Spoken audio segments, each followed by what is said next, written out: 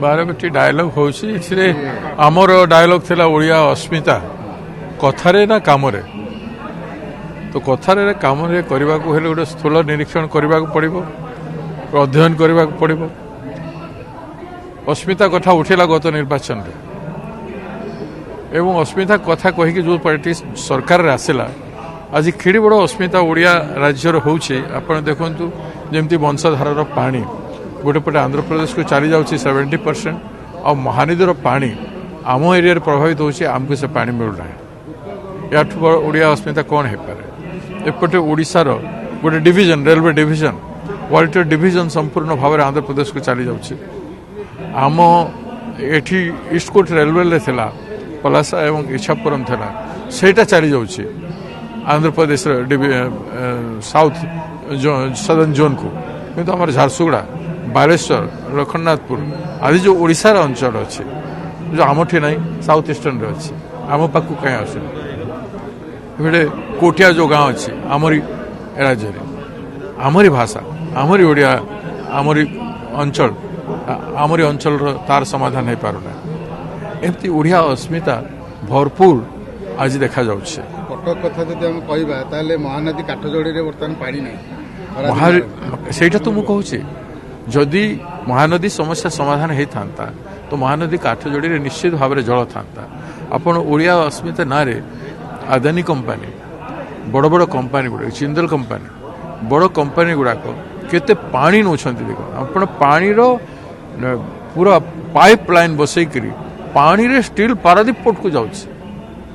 विभिन्न फैक्ट्री जाउछि तो पानी केमती लोकंक पाए मिलिबो चाष पाए कोठु पानी मिलिबो नदी कौटू पानी आसब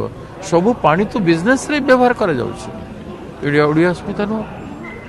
लोकंक पाए निर्मित होछि प्रकृति जल वायु अग्नि उताप आकाश ये सब जिनिस याकू आमे लोकंकर हित पाए करबा ओडिया समाज ओडिया लोकंकर पाए जो व्यवहार न करके ओडिया लोकंकर को आमे पानी ठू भी वंचित कर दउछु नदी हमर वंचित हो पुराना राजधानी कटक ऊपर ठिया आइछंती कटकर केते विकास होइछि भाबछंती कटकर जो कथा कुआ जाउछि कटकर विभिन्न ऑफिस उठै दिया जाउछि भुवनेश्वर को कटक पई गुटे आपन लागुन कि कटक को जेमती करा जिबार कथा गौरवमय कटक र स्मृति को लुप्त करा जाउछि एठी सुभाष चंद्र बोसंकर जन्मर कीर्ति रहिछि एठी महान स्वाधीनता संग्रामी मानकर रहिछि मधुबाबू हंतु गोपबंधु हंतु नवकृष्ण चौधरी हंतु मालती देवी हंतु राधानाथ रथ हंतु बहुत बड़ बड़ विद्वान व्यक्ति माने जो माने थिले स्वनामधन्य व्यक्ति माने जो माने थिले रेभेन्सा विश्वविद्यालय को देखो जो विश्वविद्यालय आम ठिया यार गुण गारिमा समग्र राज्यर महान ज्ञानी माने एठू पढ़ी के जाइछन्ते एठी देखो यूनिवर्सिटी विकास केते दूर है देखु तेणु शिक्षा क्षेत्र में बहुत क्षेत्र में आज असुविधा रही 70 लाख अधिक लोक ओडिशा बाहर दादन श्रमिक खटिबाई जाउछन्ती ओडिशा बाहर गुटे भी स्कूल कॉलेज किंबा इंस्टीट्यूशन ओडिया पिलांक पाए ना कि जो माने व्यक्तिगत भाव में चलेबाटा आरंभ करछन्ती सेटिकार ओडिया लोक सेमनको अनुदान भी दिया जाउनी रिकॉग्निशन नहीं